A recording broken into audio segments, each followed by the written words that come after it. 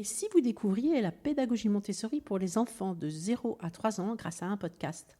Avec l'enseigne Cultura, on a créé le podcast Grandir et apprendre avec Montessori qui, à travers une saison de 10 épisodes, présente les principaux matériels Montessori pour réveiller son jeune enfant. À quoi sert le portique? Qu'est-ce que les hochets développent chez les bébés? Je vous explique pas à pas dans chacun de ces épisodes la façon de présenter le matériel aux enfants, la posture de l'adulte, les compétences clés qu'ils viennent développer chez l'enfant et la manière de les intégrer au quotidien de toute la famille. Ce podcast est disponible sur toutes les plateformes de podcast. L'ensemble de ces matériels de la marque Cultura et Apprendre avec Montessori et Cultura ont été développés par l'enseigne Cultura et validés par moi-même. J'ai participé à chaque étape de développement. Ils sont à retrouver dans les magasins Cultura et en ligne sur le site www.cultura.com. À très vite! Bonjour à tous, ici Stéphanie, c'est moi, et Sylvie Descleb pour un nouvel épisode du podcast Les Adultes de demain. Les Adultes de demain, c'est un échange autour de l'éducation et la parentalité pour éduquer autrement. C'est aussi un livre qui s'intitule Offrir le meilleur aux enfants aux éditions Hatier. Vous trouverez le lien sur notre compte Instagram et sur notre site internet lesadultesdedemain.com.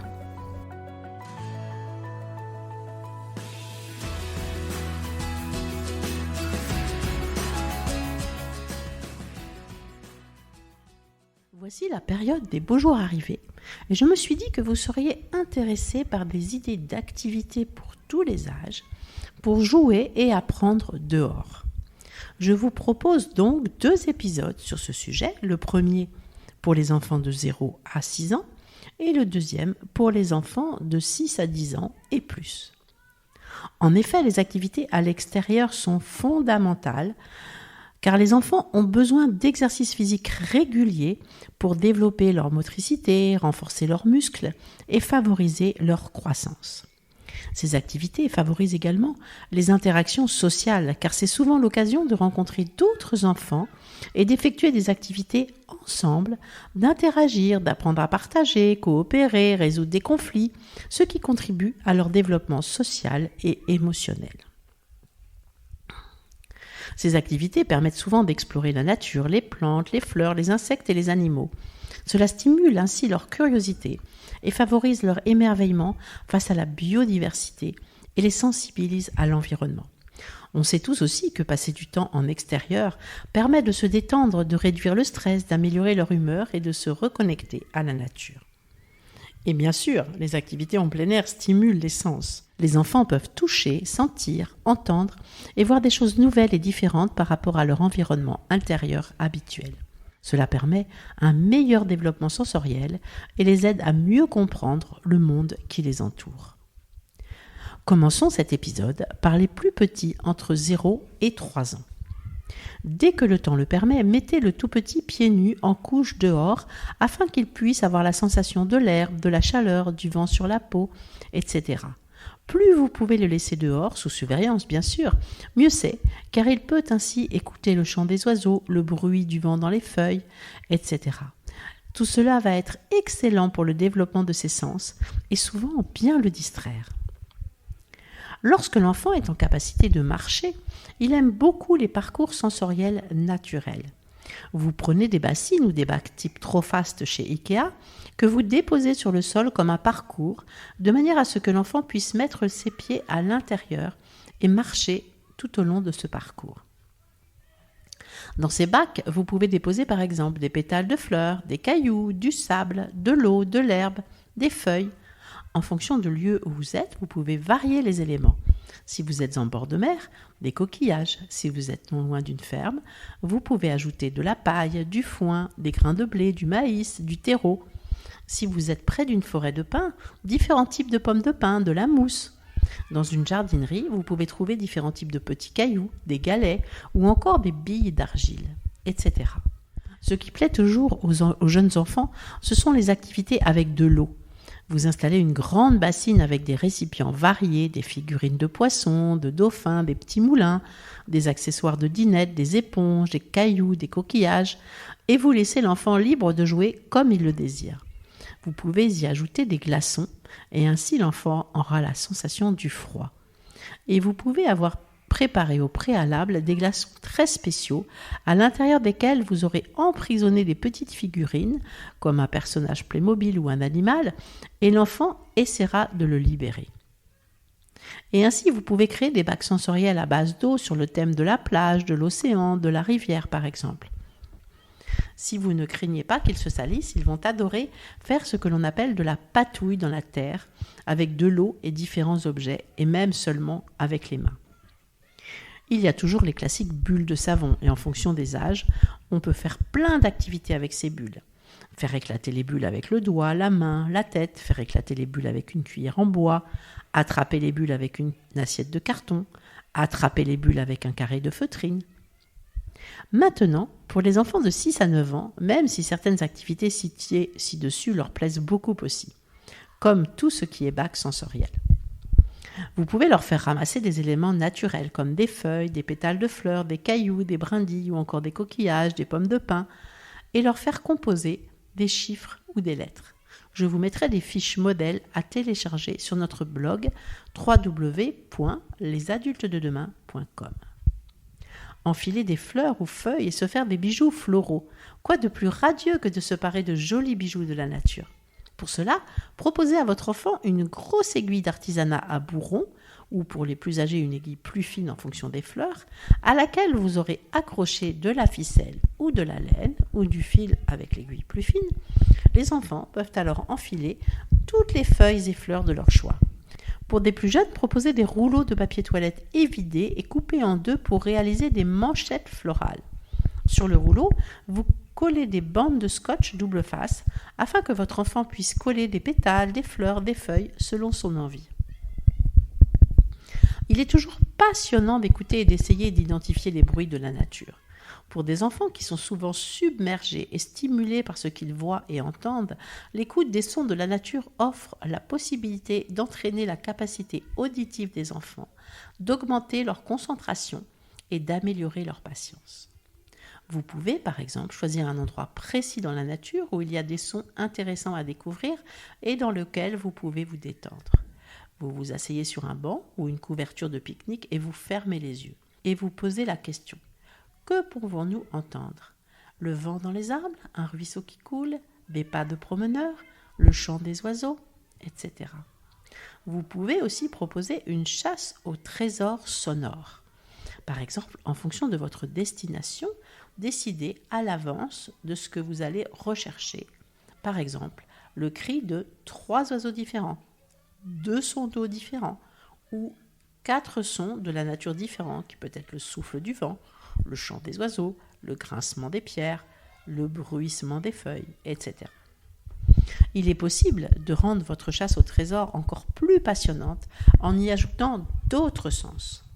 Quelle est l'odeur de la forêt, de la prairie, de la rivière?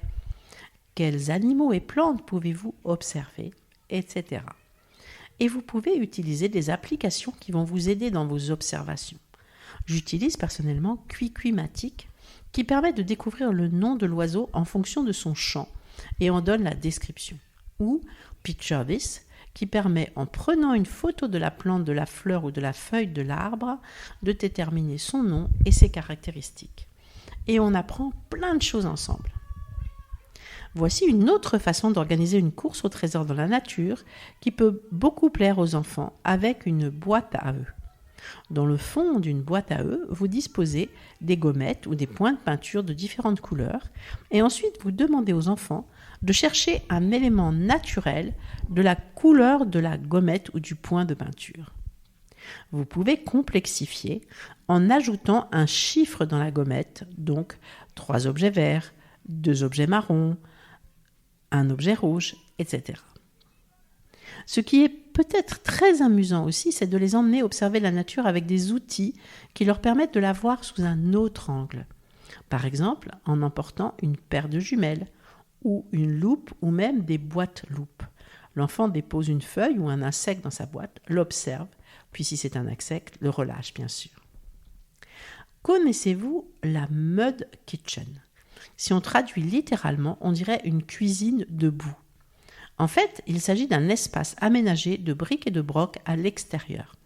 Dans cet endroit, les enfants peuvent manipuler, cuisiner avec des éléments de la nature, se créer un monde, mélanger la terre, les feuilles, etc. Cet ensemble est composé d'un évier, d'un plan de travail et de rangement pour toutes leurs petites affaires. Le but de ce lieu d'inspiration Reggio doit être fabriqué avec ce dont vous disposez. Le principe est de laisser cet endroit à disposition de votre enfant en y installant de vrais accessoires de cuisine. Des casseroles, des poêles, des ustensiles de cuisine, des plats, des pots, des boîtes, etc. Et l'enfant peut y cuisiner avec de la terre, des fleurs, des feuilles, des cailloux et tout ce qu'il trouve dans le jardin. Vous pouvez le compléter au fur et à mesure en y ajoutant un arrosoir, parce que l'eau est fondamentale, une passoire, une louche, etc. Ce lieu est vraiment installé pour l'enfant et vous allez l'y laisser jouer librement, surtout sans intervenir. Il va ainsi développer son imagination, expérimenter, manipuler, explorer, etc. Cet espace a bien sûr un aspect symbolique, car l'enfant fera semblant de préparer la soupe, du café, un dessert.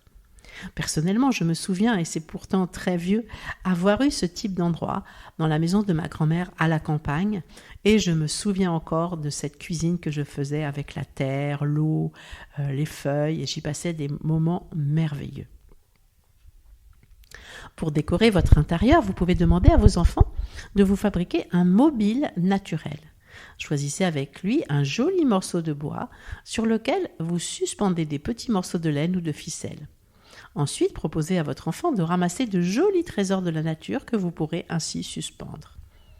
Pour enrichir encore un peu votre création, vous pouvez ajouter de jolies perles, des grelots, etc.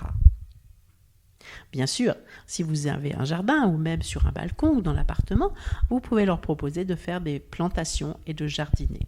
Un petit carré de radis par exemple, qui pousse très rapidement et les enfants adorent les récolter, les préparer et les manger. Je vous ai souvent parlé dans ce podcast du land art, qui consiste à faire de l'art éphémère avec des éléments de la nature. Vous pouvez aussi leur proposer des créations naturelles. Donnez un thème de création à votre enfant et invitez-le à le réaliser. Par exemple, réalisons une fleur géante de printemps, réalisons une silhouette de princesse en fleurs, réalisons une maison de feuilles, réalisons des habitats pour les petits animaux de la forêt, etc. Encore une fois, cette activité est très intéressante pour développer la créativité et l'imaginaire de votre enfant. Vous réalisez d'abord les contours avec des cailloux, des branches ou des petits morceaux de bois, puis vous complétez la surface avec plein de jolies feuilles ou des fleurs et le tour est joué. Vous pouvez voir plusieurs photos de ces réalisations sur mon compte Instagram. Faites-leur réaliser de jolies empreintes avec des éléments de la nature. Vous les laissez choisir des feuilles, des écorces, de la mousse, des bogues diverses. Vous les ramassez, ils vont les tremper dans de la peinture et les déposer sur une feuille blanche. Et ainsi, ils auront réalisé de jolies empreintes de la nature. Vos enfants peuvent devenir de vrais tisserands de la nature à l'aide d'un cadre à tisser que vous réaliserez comme suit. On découpe des rectangles de carton qu'on encoche tous les centimètres en haut et en bas du carton. On fait ensuite passer de la ficelle dans ces encoches pour créer un cadre de tissage. Une fois le cadre fait, on enfile des tiges, des branches, des fleurs, des feuilles que l'on glisse entre les fils du cadre à tisser en alternant en dessus et en dessous de chaque ficelle. Cette activité est très intéressante pour la motricité fine et la notion de dessus-dessous. La couronne de fleurs est un classique hors du temps qui ravit les petits et les grands.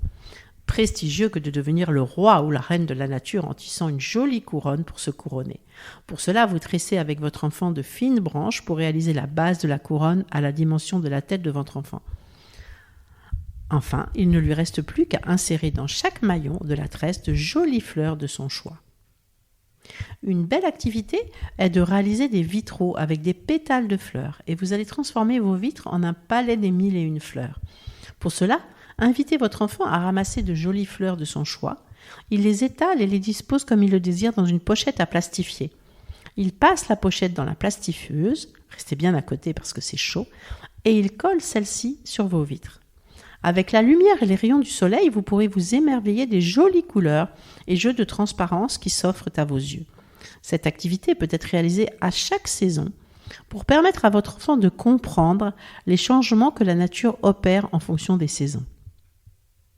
Vous pouvez aussi emporter le son de la nature chez vous. Il y a plusieurs façons de combiner les expériences de la nature et celles du son. Demandez à votre enfant de collecter différents éléments qui produisent des sons intéressants lorsqu'on les cogne les uns contre les autres ou en tapant dessus comme un morceau de bois. Vous fabriquerez facilement des instruments musicaux à partir d'éléments naturels, par exemple des châtaignes, des glands ou autres noix, des cailloux, des bâtons de bois, des feuilles, des cônes de sapin. Vous pouvez laisser libre cours à son imagination et à la vôtre pour fabriquer les instruments suivants. Des castagnettes fabriquées à partir de deux demi-coquilles de noix. Un xylophone fabriqué à partir de bâtons de différentes tailles attachés ensemble. Un hochet fabriqué à partir de cônes de sapin attachés à une branche. Voici pour ce premier épisode sur des activités à effectuer dehors pour les enfants de 0 à 6 ans. J'espère vous permettre ainsi de bien vous amuser en famille tout en apprenant à mieux connaître la nature et avoir envie de protéger toutes ces merveilles. J'espère aussi que les enseignants qui nous écoutent auront plein d'idées pour emmener leurs élèves dehors. Dans le prochain épisode, je vous donnerai aussi des idées d'activités à effectuer dehors, mais avec les enfants de 6 à 10 ans et plus.